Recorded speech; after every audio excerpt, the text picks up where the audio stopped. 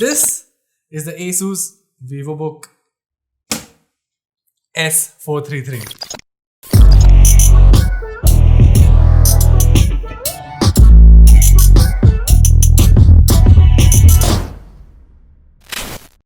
Now I've been using this as my daily driver for the past 2 weeks, and today I'll be giving you my in-depth review about this laptop. We'll talk about the good, the bad, and whether this laptop is worth your buck. Rupee. Yeah, rupee. Yeah, let's just get started.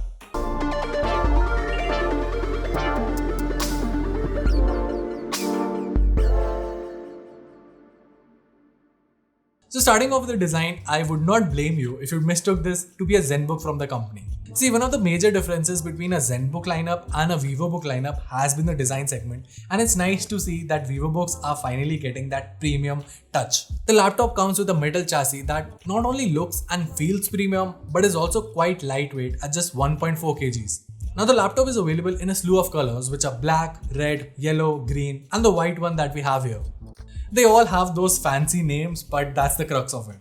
Now the best thing about all these new laptops and the overall design is this branding that we have over here. For starters, the ASUS VivoBook branding looks really smart. Secondly, the ZenBooks come with those radiating circles with an aluminum finish that I've never been a fan of. This, on the other hand, is something I'd love to flaunt. Now in terms of ports, on the left side you get a DC port, a full-sized HDMI port, a USB 3.2 Type A port, a USB 3.2 Type C port, and a headphone jack. Over to the right side, you get two USB 2.0 ports coupled with a microSD card reader. Now, I don't know who asks for a microSD card reader in today's world, but yeah, it's there. See, I would have preferred a full-size SD card slot, but then again, I know a lot of laptops that are priced double this laptop that don't come with any sort of card readers, so I guess it's a nice trade-off. Now, overall, in terms of design, I absolutely love the ASUS VivoBook. See, it's got one of those designs that gets everyone's attention, but is not that flashy, Also, I like the overall premium feel to it. The one thing that I feel the VivoBook is missing out on is that ergo lift hinge. See, that is one of the best features to have on any laptop out there, although it's kind of reserved only for ASUS and right now at this point only for ZenBooks, but I feel it should have been brought to the VivoBook series. Speaking of that hinge, the laptop does not really pass the one-handed test because if you consider this as acceptable, that's totally up to you, but the fact that the base lifts up completely is, I don't know, it's not acceptable to me. Okay, so now moving on to the display, this is another area where ASUS has worked wonders. See, VivoBooks have always had a sort of yellowish tinted display that was clearly a cost-cutting factor. This panel right here is quite nice. Now it's not the most color accurate out there, but most folks won't be able to tell the difference. The bezels are quite slim too, though it does incorporate a webcam up top. Now thanks to this frame, the laptop offers a screen to body ratio of 85%. It's not the best ones out there, but it definitely gives that modern feel and I'm not really complaining. The panel here is an IPS panel with wide view technology, which definitely works well.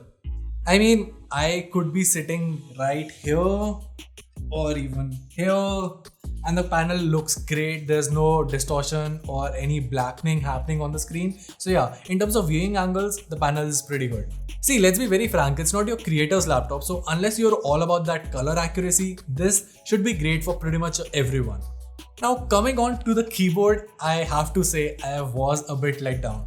See, it's not bad. In fact, I was able to achieve some great typing speeds on this amazing keyboard, except that there are a couple of things that just definitely spoil the experience for me. So much so that I was to the point of about throwing this laptop because that keyboard, as good as it is, has some minor, that at least flaws that may look minor but are quite major when you use them day to day. So like I said, I've been using it as a daily driver for the past 2 weeks. Now one thing that I don't understand about ASUS is why do they keep changing the keyboard layout every now and then?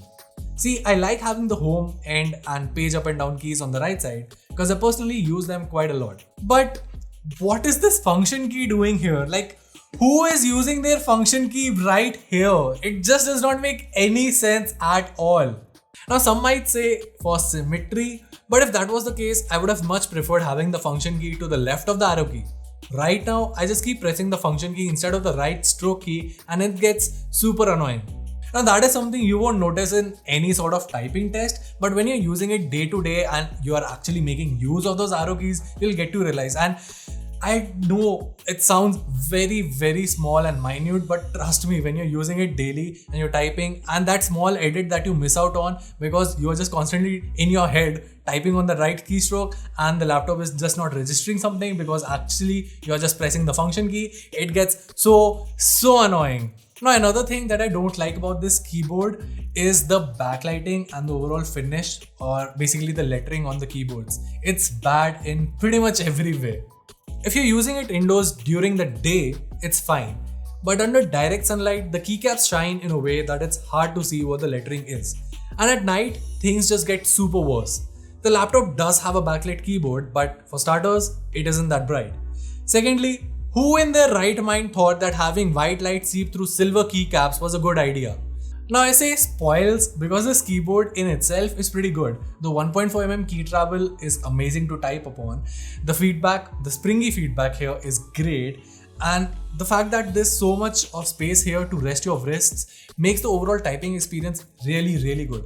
Yes, there is the lack of that ergo lift hinge, so the typing angle is not that good, but even then, overall, the way that you start to use the keyboard, the overall feel of it is pretty good. Now below the keyboard is the touchpad, which like most ASUS laptops out there is a mixed bag.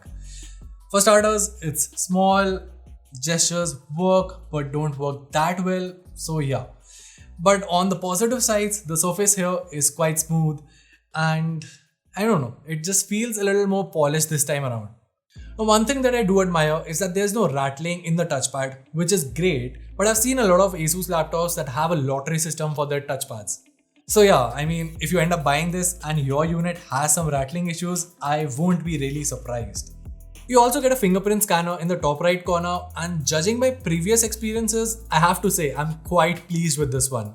The sensor isn't the most accurate, but since it does work about 8 times out of 10, I'm pretty much satisfied with it. Coming to the audio, one thing that I want to clear out is that let's just stop taking a look at the branding that OEMs put on their laptops for that audio signature, because let's be realistic, if your placement is not that good, the audio is not going to sound that great anyway. The laptop's audio, the speakers on this thing are really bad. And you know what's worse? You won't even get to notice how bad the speakers on this thing are because the speakers here do not get that loud. You really have to stick your ear close to the surface to actually understand what the audio is coming out as. These are bottom firing speakers that are pretty much the most basic speakers that you can get. Even for normal YouTube or Spotify, I had to crank it to the max to just be able to hear stuff. Now that is another reason why I wish this laptop had the ergo lift hinge, since it slightly raises the laptop, allowing for a better bouncing of the audio. That said, the headphone jack works fine, and the laptop also comes with ASUS's Audio Wizard to fine-tune your settings. It's indeed a great piece of software, and whether you're a normal music listener or an audiophile, you will definitely love it. Now coming to the webcam on the top, I have to say I was quite impressed. It's still a 720p HD webcam. I don't know why OEMs can't move past that, but in terms of overall quality, it's quite good. Now, most of us will be using our webcams in daylight or at least well-lit conditions. So right now, as you can see, the studio lights are on my face, and while it's not at a proper 30 FPS, it still gets the job done. And for most users, I think this could be the best webcam out there in that specific price segment. And to be very honest, I'm not really disappointed. At least the fact that it comes installed on the laptop is great, and the camera quality is, well, above just passable. So yeah, that's a good factor. Now in terms of software, the laptop comes equipped with a copy of Windows 10 Home along with a licensed copy of Microsoft Office Home and Student Edition 2019. Other than that, there's not a lot of bloatware here apart from the My ASUS software and the Audio Wizard I spoke of. Now I know ASUS does a lot of background tweaks on all of their laptops, but I'm happy to say that in terms of performance and the overall software bloatware section, I'm quite satisfied with the overall package that the VivoBook offers. Now moving on to the performance factor, our unit here comes equipped with an Intel Core i5 10210U processor coupled with 8GB of DDR4 RAM clocked at 2667 MHz. There's a 512GB Intel 660p PCIe SSD. There's also an NVIDIA MX250 GPU on board for graphical prowess. Now in terms of performance, the laptop is clearly made for lightweight and office work usage, and in that aspect the laptop definitely shines. See, the 8GB of RAM is kind of the Achilles heel here because it gets filled up super fast, especially if you're a Chrome user.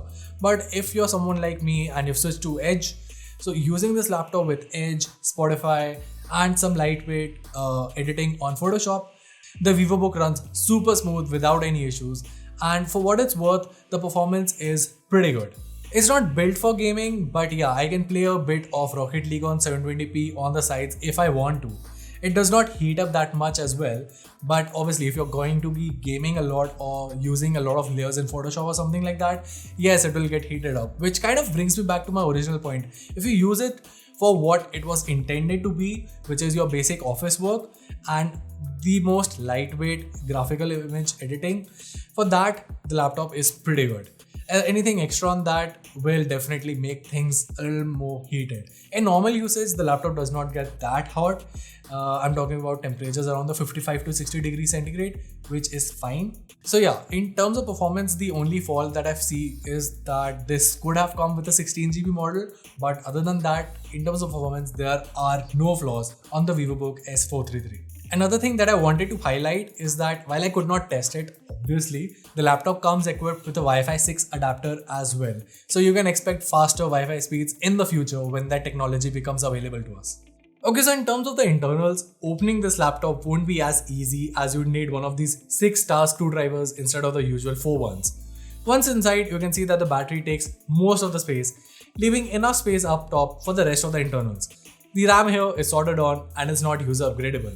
You get an NVMe drive pre-installed, but you can also have an extra M2 slot for adding more storage if you want. Other than that, the Wi-Fi card can also be replaced.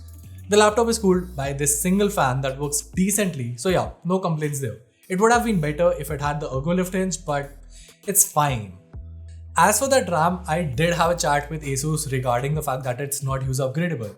See, their perception is that out of the box, it's still coming at a higher frequency. Plus, more importantly, having soldered RAM helps ASUS give out adequate test results. So they can promise battery life and performance results more adequately and more to the point, rather than the user having to test things out and then complain to the brand that, okay, you advertised it at this point, but I'm not getting that kind of a performance. Because obviously upgrading the RAM later on will take on some power. I agree with that perception, but my point is, at least give us a 16GB RAM model. If you're going to give us soldered RAM, then at least give us the option of a higher RAM variant, just because 8GB won't be enough in today's time. It might be enough for a couple of users out there, but at this price point, obviously there are a lot of you guys who will be pushing their laptops to some kind of heavy tasks. So for that, you do need at least 16GB of RAM. So yeah, that is my only complaint here. Lastly, there's the battery life. So the laptop comes equipped with a 50 watt battery, which in my testing was able to last me about 5.5 hours, which is something that I would consider pretty much the standard from an Ultrabook in 2020. You also get a 65 watt power adapter that can fast charge this from 0 to 60% in just 49 minutes.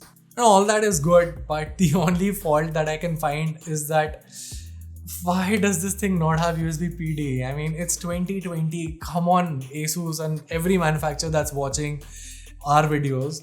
Just please make USB PD a standard, at least on Ultrabooks. I mean, these aren't heavy processing machines. 65 watts power adapters are nothing. There are Type-C chargers for 100 watts as well. You can easily charge this with a Type-C port if you just make that feature available. So yeah, just do that, because other than that, this is a great laptop. The charger in itself does not weigh anything massive, but yeah, having USB PD would eliminate the cost of having an extra charger. Okay, so coming to the pricing, the VivoBook lineup starts at around 68,000, which is definitely a bump up from the usual VivoBook pricing that we are used to seeing, which ranges between 55,000 to 65,000. Now, this happens due to a lot of factors, including the fact that the rupee is not as strong going against the dollar, the increase in GST prices, and the overall fact that this comes with new hardware. But for what it's worth, the build quality here is improved. The VivoBooks are closer than ever to the ZenBooks in terms of the overall build quality and looks. The overall experience has been refined. And the only caveat here that I personally feel is that the ergo lift hinge should have been here in terms of design. But other than that, the VivoBook's experience has been refined quite a lot. Plus, this also explains that if your VivoBook's price is going higher, then your ZenBooks will also be priced a lot higher. So yeah, in that price segment, the VivoBook S433 is one of the best notebooks that you can buy. And with that, we come to the end of this video. Now, if you like this video, make sure to give us a thumbs up and subscribe to our channel for more awesome tech content. Also, if you're interested in buying the VivoBook S433, there will be a buying link in the description box below for your ease of use. Till then, this is Varun from Guiding Tech, and I'll see you in the next one.